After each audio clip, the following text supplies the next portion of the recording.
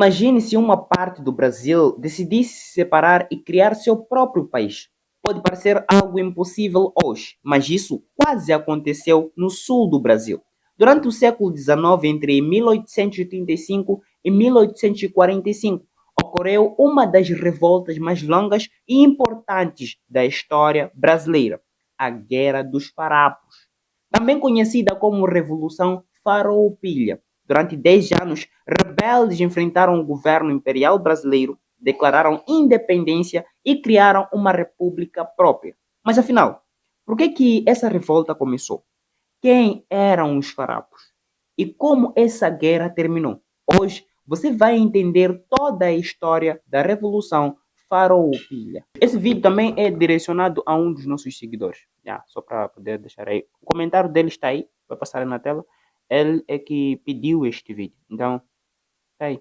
Olá, eu sou El Rodrigues, sou o jovem responsável por trazer o melhor da criatividade moçambicana para vocês. Bom, se vocês querem ver alguns vídeos relacionados a outros países, falo eu, que especificamente Moçambique, Angola, Portugal, vários outros que são os países falantes da língua portuguesa, é só você poder entrar na aqui na descrição do vídeo, né?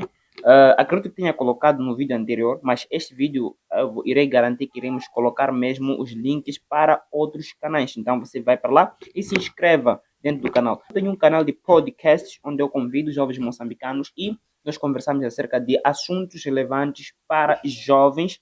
Eu aprendi uma nova palavra que é Nzambankukuta. Significa regras para uma mulher no lar ou no casamento. Nzambankukuta. Eu aprendi isso e estou a gostar muito dos podcasts dos nossos convidados. O primeiro ponto que eu trago aqui para vocês é a respeito do Brasil em crise, ou a crise no Brasil.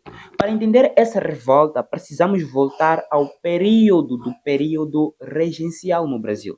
Isso aconteceu depois que Dom Pedro I abdicou do trono em 1831 e voltou para Portugal. Seu filho, Dom Pedro II, ainda criança e não podia governar. Por causa disso, o Brasil passou a ser governado por regentes. Esse período foi marcado por muitas crises políticas, né? E revoltas em várias regiões do país. Províncias começaram a se sentir abandonadas pelo governo central e várias rebeliões surgiram. No sul do Brasil, a situação não era diferente. A província do Rio Grande do Sul vivia principalmente da produção de charque, que era uma carne salgada e seca, muito consumida no Brasil naquela época. Mas os produtores locais começaram a enfrentar um grande problema econômico. Agora vamos entender qual foi o motivo da revolta. Os fazendeiros do Rio Grande do Sul estavam revoltados com os altos impostos cobrados pelo governo imperial. Enquanto isso, o governo permitia a entrada de charque mais barato, vindo de países vizinhos como Uruguai e Argentina. Isso prejudicava muito os produtores locais. Além disso, os líderes da província também queriam mais autonomia política e menos controle do governo central. Com o aumento das tensões, líderes locais começaram a organizar uma revolta contra o império. Entre esses líderes estavam figuras importantes, como Bento Gonçalves da Silva, um dos principais comandantes da revolta, para o início da guerra. A revolta começou oficialmente em 1835. Os rebeldes, que ficaram conhecidos como farrapos, conseguiram tomar a cidade de Porto Alegre, capital da província. Depois de várias batalhas, os revolucionários deram um passo ainda mais radical. Em 1836, eles declararam a independência da região e criaram a República Rio-Grandense, também chamada de República Piratini. Isso significava que, naquele momento, uma parte do território brasileiro deixou de reconhecer a autoridade do Império. A guerra Então se identificou ou se intensificou e durou vários anos. Uma guerra longa. A Guerra dos Farrapos durou cerca de 10 anos. Foi uma guerra difícil e cheia de batalhas. Os rebeldes tinham grandes habilidades militares e conheciam bem o território da região. Durante o conflito, eles chegaram até a expandir o movimento para outras regiões do sul, incluindo partes da atual Santa Catarina.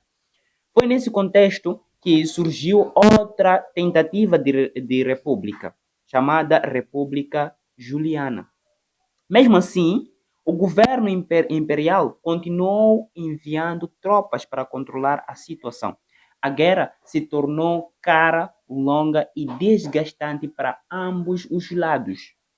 O fim da revolta. Depois de quase uma década de conflito, o governo imperial decidiu negociar com os rebeldes. Em 1845, foi assinado um acordo de paz, conhecido como Tratado de Pancho Verde. Nesse acordo, o governo aceitou algumas exigências dos farrapos. Entre elas estavam a anistia, sim. Entre elas estavam a anistia para os rebeldes e a incorporação de seus soldados ao exército imperial. Assim, a guerra finalmente chegou ao fim. A Guerra dos Farrapos foi uma das revoltas mais importantes da história brasileira. Ela mostrou os conflitos entre as províncias e o governo central durante o século XIX.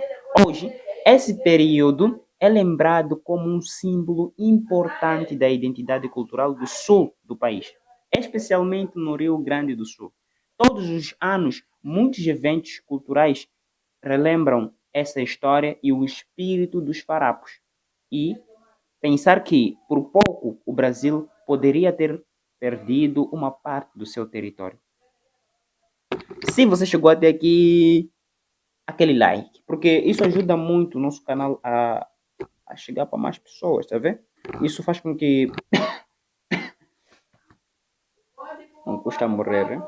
Então, eu queria aqui agradecer a todos que comentam nos meus vídeos. Também tem uns comentários ali que eu tava aí, acordei essa manhã naquele vídeo anterior. Epa, o conteúdo, aquilo que é o ensinamento já terminou, agora estamos naquele papo de família. Eu estava aqui essa manhã, acordei e, como sempre, abri o YouTube, no YouTube Studio. Estava lá para poder ver os comentários e tal. Cheguei lá, estava vendo, tinha alguns novos comentários, porque nós aqui em Moçambique, normalmente, né, nós, depois de acordar, abrimos o YouTube Studio para nós que somos criadores de conteúdo. Então, eu estava lá para poder ver como é que está o vídeo que eu postei algumas horas atrás, já que foram 8 horas ou 7 horas atrás. Então, eu encontrei alguns comentários, né? Alguns comentários lá, tá, ok, comecei a ler. E tinha um jovem que disse que eu estou a repetir conteúdos. Mas olha só, eu estava a ler um comentário dele. É um texto longo, mas tão longo, e aquele texto é repetido. Quer dizer, as palavras que ele está a escrever ali é uma repetição, mano. Tipo, está a repetir a mesma coisa que eu disse ali no comentário dele. Ou seja, não é nada novo ali. Tudo que eu disse no vídeo, ele escreveu. Ou seja, é como se ele tivesse pego o meu vídeo e está escrito. Você vê? Então, ele, é complicado entender. Calma aí. Até que chega um momento onde fica interessante, você vê um texto longo e tal, você pensa, pô, não, o gajo chamou minha atenção no início e tal. Agora deixa eu tentar ver. Você lê até no final e no final você fica decepcionado. Até tem um exemplar, vai passar na tela um exemplar deste jovem também que leu o comentário dele e também ficou decepcionado. Eu, em particular, fiquei decepcionado. Ele escreve textos longos e no final decepciona, ou seja, repete, ou seja, ele está a se contradizer, mano. É tipo, e tchau.